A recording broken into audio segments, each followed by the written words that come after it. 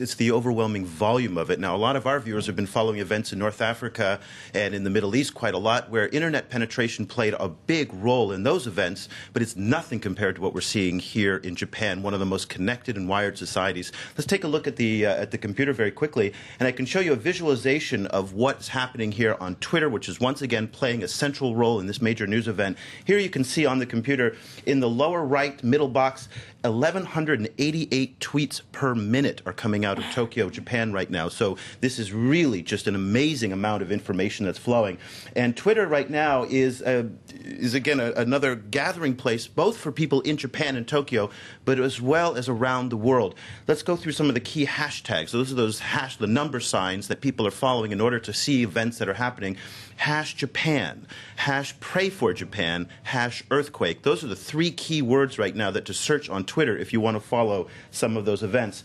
What people have been doing is posting lots and lots and lots of pictures and videos. This is a picture taken earlier today on Friday, Japan time, from Disneyland, Tokyo Disneyland, where you can see there's obviously a lot of concern. There was a lot of people with families who were there at the time of the earthquake.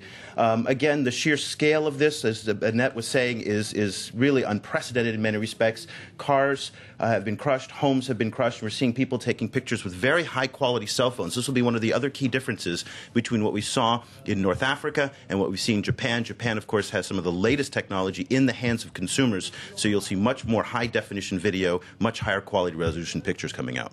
And I understand that Google is one company that's being very proactive. They've in fact launched a people finder. Now this is interesting because Google took got a lot of attention again in North Africa for doing speak to tweet, which was they allowed people to call when the internet was down, to call, and it would automatically go onto Twitter with the Egypt hashtag and the Libya hashtag. Once again, Google has responded with really unprecedented and very surprising speed to create what they've called a people finder, and this is at japan.person-finder.com. And you can go on their site and you can see if it says either you're looking for somebody or either you have information about someone. What we're expecting in the hours to come and in the days to come after hopefully the rubble has settled and there's no more aftershocks, there will be a lot of missing people. This is particularly relevant in a place like Japan where people live very, very close together. It's one of the most densely populated places on the planet, and so when there's rubble, it becomes very difficult to actually sift through. Google responded within hours with this site, and the site is in both English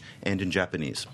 And does this just, I guess, highlight the way that technology is at the front of everything we do now?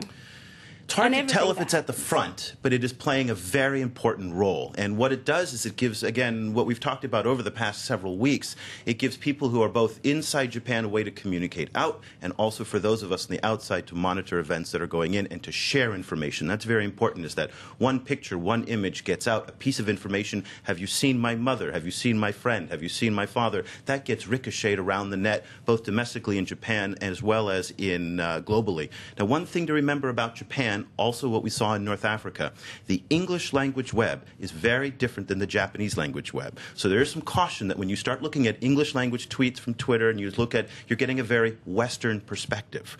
The Japanese have one of the most vibrant internets in the world, and the internet is much different expressed in Japanese than it is in English.